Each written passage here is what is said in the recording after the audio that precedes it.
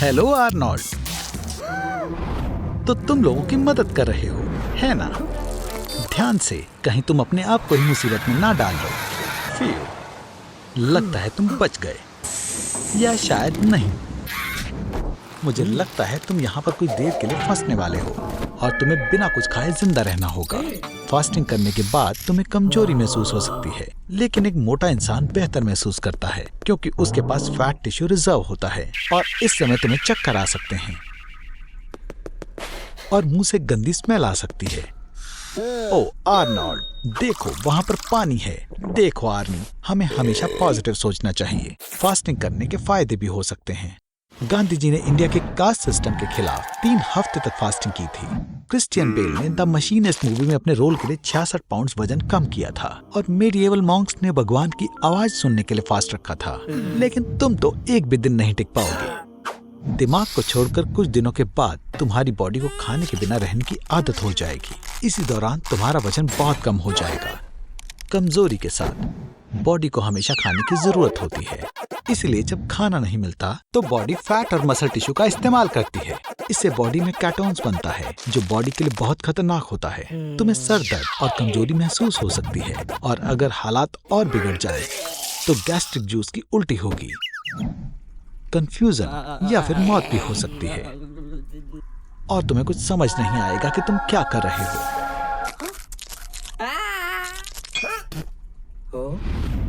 ओ Arnie, तुम्हारी मदद के लिए कोई आया है।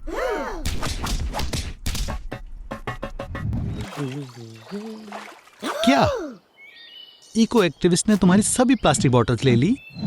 अब तुम्हारे पास बिल्कुल पानी नहीं है, लेकिन मुझे पता है तुम्हें प्यास लगी है। बस रिवर से पानी मत पीना। तुम्हें साइन नहीं दिख रहा? ओ आर्नी, तुम बाद में पछताओगे। गैंजेस रिवर की एक बूंद में 3.5 मिलियन ई कॉली बैक्टीरिया होता है, जो नॉर्म से 110 गुना ज्यादा है। फिर भी इंडिया की 40% पॉपुलेशन, आधा बिलियन लोग गैंजेस का पानी पीते हैं और बिल्कुल उसमें और भी हार्मफुल एलिमेंट्स होते हैं। आर्नी, तुम कहाँ हो? ओह ठीक है, मैं समझ गया। माइल्ड डायरिया, ये तो बस शुरुआत है। ये और स्ट्रांग हो जाएगा, और स्ट्रांग, और ये पहले से ही परेशानी है। तुम इन्वेस्ट करना होगा। तुम रिवर वाटर को प्यूरिफाई कर सकते हो। तुम रिवर वाटर को फैब्रिक से भी प्यूरिफाई कर सकते हो। ये सैंड और डर्ट को फिल्टर कर देगा। बॉइलिंग 99% हार्मफुल माइक्रो ऑर्गेनिज्म को कम कर देता है और सबसे असरदार तरीका केमिकल प्यूरिफिकेशन है, जैसे कि क्लोरीन टैबलेट्स। आपको क्या लगता है इस पानी का टेस्ट कैसा होता होगा? क्या आपने बहुत सारी डिस्कवरी देखी है या नहीं? जब पीने के लिए कुछ नहीं होता तो ट्रैवलर्स मजबूर होकर यूरिन से काम चलाते हैं, लेकिन तुम्हारे साथ डिहाइड्रेशन की वजह से ये भी मुमकिन नहीं है और स्ट्रेंथ की कमी है। ओ आर्नोल्ड, तुम वापस आ गए। अच्छे लोगों ने तुम्हारी मदद की। पानी कितना टेस्टी है, लेकिन किसी पर भी ऐसे ही यकीन नहीं करना चाहिए। प्यार और नफरत के बीच एक छोटी सी लाइन है। भागो Arnie. The next day. Arnie, क्या तुमने फिर से अपने सारे पैसे ऑनलाइन फार्म पर लुटा दिए? अच्छा ठीक है, अब तुम्हें ऑनलाइन ही खाना पड़ेगा। वैसे क्या तुम्हें पता है बिल गेट्स के पास मैकडॉनल्ड का गोल्ड कार्ड है?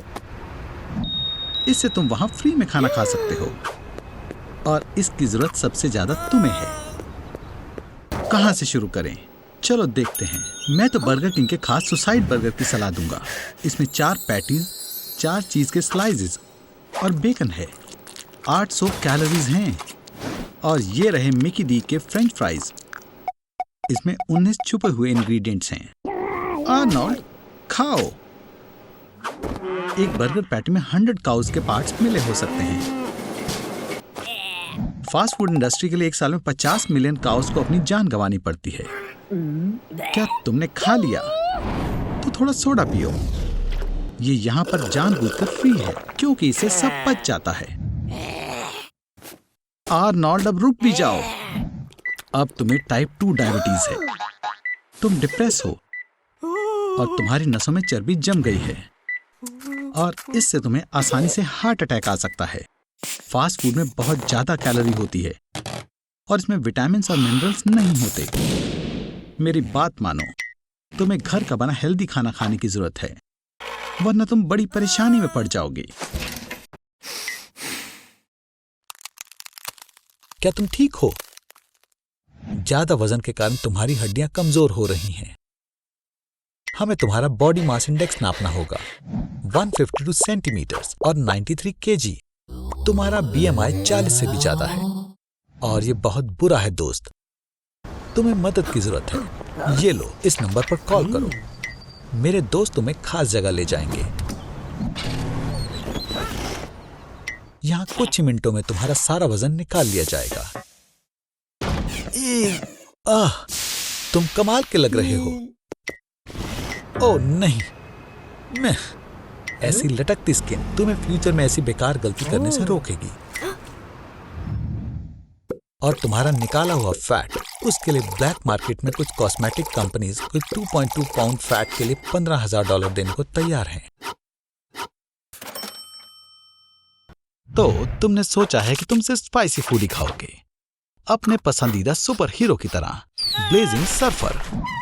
उसके लिए तुम बहुत अच्छा काम कर रहे हो। बहुत ज्यादा spicy peppers, mega spicy wasabi chips, KFC wings. Oh Arnold, काश तुम ध्यान रखते। कैप्सेसिन हर प्रोडक्ट की स्पाइसीनेस के लिए जिम्मेदार है। ये टेस्ट रिसेप्टर्स को अफेक्ट करते हैं, जिससे बर्निंग सेंसेशन होती है। ये एड्रेनालाइन को बिगाड़ता है, हार्ट बीट को बढ़ाता है और बॉडी टेम्परेचर को बढ़ाता है। स्पाइसी फूड भूख को जल्दी शांत करता है और एनर्जी एक्सपेंडिचर को बढ़ाता है, जिससे वजन कम होता है। लेकिन बहुत ज्यादा स्पाइसी फूड खाने से गैस्ट्राइटिस हो सकती है। स्पाइसी फूड से स्टमक डिसीज नहीं होती है। इसकी वजह नुकसानदेह बैक्टीरिया होते हैं जो बॉडी में रॉ फूड के साथ चले जाते हैं। अगर इलनेस ठीक नहीं हो रही तो स्पाइसी फूड बैक्टीरिया को फैलने से रोक भी सकता है। लेकिन याद रहे, स्पाइसी फूड खाने से जलन होगी तो उसे खाना बंद कर दें। मुस्कुराते रहो आर्नोल्ड। खैर, स्पाइसी फूड हैप्पी हार्मोन्स को बढ़ाने में मदद करता है। पेपर के कांटेक्ट में आने के बाद किसी भी हाल में अपनी आंखों को मत छूना। इससे तुम्हारी म्यूकस मेम्ब्रेन में जलन हो सकती है।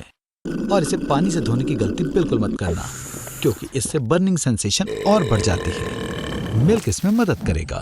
सिट्रिक एसिड जो मिल्क, लेमन और ऑरेंज में होता है, वो कैसेनिन को निकालता है और उससे आराम मिलेगा। चलो भी आर्नोल्ड, तुम कर सकते हो। तुम्हारा आइडियल तुम्हें देख रहा है।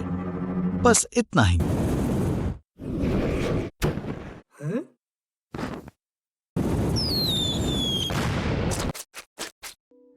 समय आ गया है कि अब तुम्हें अजनबियों के ऑफर्स मानने की बजाय एक नई जॉब ढूंढ लेनी चाहिए।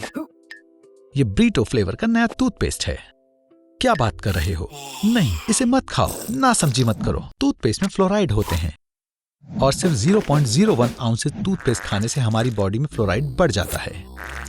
अगर आप इसे लगातार 30 दिनों तक खाएं तो आपको फ्लोरोसिस हो सकता है और फिर आपका मुंह किसी आर्ट गैलरी जैसा हो जाएगा, जिससे कि आपके हर दांत अलग अलग कलर और पैटर्न के हो जाएंगे। आर्नोल्ड, मुझे लगता है तुम्हें अपनी बॉडी पर किए एक्सपेरिमेंट्स पूरी दुनिया को दिखाने चाहिए। लेकिन इसमें एक परेशानी है।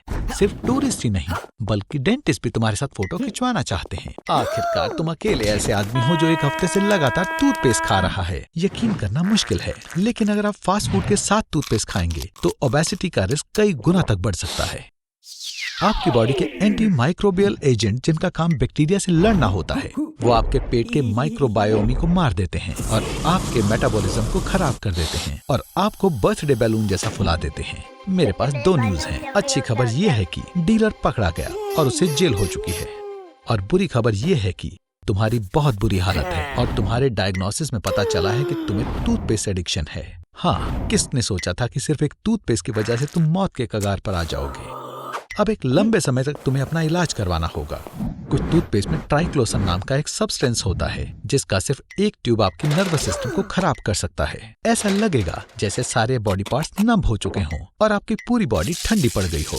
लेकिन भागना आपके लिए बहुत मुश्किल होगा, क्योंकि न्यूरोट्रांसमीटर्स आपके मसल्स का कंट्रोल खो देंगे। आर्नोल्ड, टूथपेस्ट को छोड़ने का समय आ गया है और इसका एक बढ़िया तरीका है, बॉडी रीसेट। वॉयला, तुम बिल्कुल ठीक हो जाओगे। क्या तुम स्पाइडरमैन बनने का सपना देख रहे हो? ये बढ़िया है, पर ये मत कहना कि तुम्हें स्पाइडर ने काट लिया है। ये ब्लैक विडो है। इस स्पाइडर का जहर रेटल स्नेक के जहर से 15 गुना ज्यादा स्ट्रांग होता है। ये अच्छी बात है कि ये लोगों पर पहले अटैक नहीं करते, नहीं तो तुम बच नहीं पाते। रुको आर्नोल्ड, क्या तुमने स्पाइडर को निगल लिया? ईसोफेगस से पेट का रास्ता ऐसे है जैसे नीचे हाइड्रोक्लोरिक एसिड की सीधी वाटर स्लाइड हो, और वो एसिड स्पाइडर के जहर को आराम से न्यूट्रलाइज कर देता है। पर अगर आप स्पाइडर को पानी के ग्लास से नीचे करते हैं तो वो 2 सेकंड में आपके पेट तक पहुंच जाएगा, पर बिना किसी लिक्विड के इसे जाने में 9 सेकंड लगेंगे, और इसके पास आपको काटने के लिए बहुत समय है। तैयार हो जाओ। ब्लैक विडो के जहर में न्यूरोटॉक्सिन अल्फा लेटरल टॉक्सिन होता है। जब आपको काटा जाता है तो ये न्यूरोटॉक्सिन नर्व सेल के रिसेप्टर से चिपक जाता है और उधर बहुत सारा कैल्शियम पैदा हो जाता है, और ये हार्मोन रिलीज करते हैं जिससे कॉन्वल्जेंस और पैरालिसिस होता है। आर्नोल्ड, तुम्हें सुपर पावर चाहिए थी ना, है ना? अब तुम्हारे एब्स के आगे स्लेजहैमर कुछ भी नहीं है। और 4 आवर इरेक्शन के बारे में क्या ख्याल है? या आंखें जो बाहर निकली हुई हैं। मुझे लगता है तुम सुपर विलेन की तरह ज्यादा लग रहे हो आर्नोल्ड। ठीक है, हाँ, तो कभी कभी मुझसे भी गलतियां हो जाती हैं, पर सच में दोस्त, तुम्हें उसके अंदर नहीं जाना चाहिए। नहीं आर्नोल्ड, रुको। बधाई हो आर्नोल्ड, अब तुम ईरान के 10 किलो डेजर्ट में हो। ये इस दुनिया की सबसे गर्म जगह है। अगर मैं तुम्हारी जगह होता तो लिक्विड बचाना शुरू कर देता। इंसान की बॉडी में 3 मिलियन स्वेट ग्लैंड्स होते हैं, तो तुम्हारी बॉडी हर घंटे 3 लीटर फ्लूइड निकालेगी। तो तुम्हारी बॉडी में जितना भी सॉल्ट है वो उन लिक्विड्स के साथ बाहर आ जाएगा, जिसकी वजह से तुम्हारे लिम्स में स्पेसम्स होने लगेंगे। आर्नोल्ड, वहां मत कूदो, वो तुम्हारा वहम है। लगता है कभी कभी तुम्हारी बेवकूफी से कुछ अच्छा हो ही जाता है। ठीक है, तो अब तुम्हें बहुत ठंड लगेगी। चलो पता लगाएं कि तुम कहाँ हो। ये तो अच्छा नहीं हुआ दोस्त, तुम ओयमेयाकन या कुत्सक में हो, जो रशिया में एक विलेज है। ये इस दुनिया की सबसे ठंडी जगह है। यहाँ पर -71.2 डिग्री सेल्सियस का टेम्परेचर रिकॉर्ड किया गया था। याइक्स, स्टैटिस्टिक्स के हिसाब से यहाँ हर साल 140 लोग हाइपोथर्मिया से मर जाते हैं। चलो जल्दी करो। इंसान की बॉडी का टेम्परेचर 36.6 डिग्री सेल्सियस होता है, पर इतनी ठंड में वो कम हो जाएगा। और कैसे? और तुम्हारी बॉडी गर्म होने की कोशिश करेगी, और वो ऐसे शिवर करती है। फिर तुम्हारी याददाश्त जाने लगेगी, और फिर तुम्हारा दिमाग। पर वैसे आर्नोल्ड, तुम्हारे लिए तो ये आम बात है, और तुम्हें ऐसा लगेगा कि तुम्हें गर्मी लग रही है। आर्नोल्ड दोस्त, तुम्हें अपने पैर स्टैम्प करने शुरू कर देने चाहिए, वरना तुम मर जाओगे। चलो भी आर्नोल्ड, तुम कर सकते हो। बहुत बढ़िया दोस्त। वो कहाँ चला गया? तो वो यहाँ है। ठीक है, मैं तुम्हें नहीं उठाऊंगा। आज तुमने बहुत कुछ सहा है। अच्छे सपने देखो दोस्त। ये अच्छी सुबह नहीं है आर्नोल्ड। तुम्हें याद भी है आज कौन सा दिन है? खैर, हाँ बिल्कुल, आज दुनिया का अंत है। एक वोल्केनो का विस्फोट हो भी चुका है, और सुनामी भी आने वाली है।